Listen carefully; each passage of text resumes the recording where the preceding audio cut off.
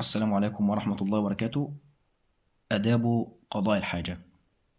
قضاء الحاجة المقصود به هو التخلص من البول والغائط. طيب إيه هي آداب قضاء الحاجة؟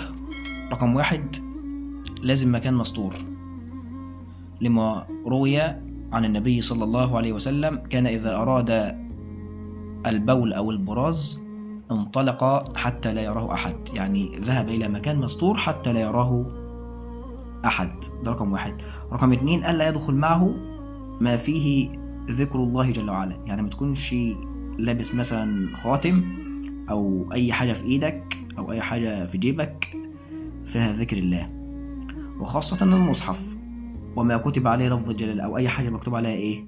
لفظ الجلالة، لما روي عنه صلى الله عليه وسلم أنه لبس خاتما منقوشا عليه محمد رسول الله، فكان إذا دخل الخلاء وضعه، أي خلعه وتركه حتى يخرج من الخلاء. ده رقم اتنين.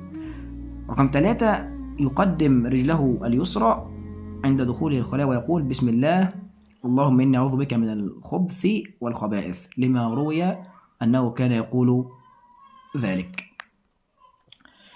ثلاث حاجات لهم كمال إن شاء الله بإذن الله، نتكلم عنهم في لقاء آخر حتى لا نطيل عليكم في هذا الفيديو، ولكن بالله شيروا الفيديو حتى يعم الخير والإفادة على الكل، وجزاكم الله خيرا، والسلام عليكم ورحمة الله وبركاته.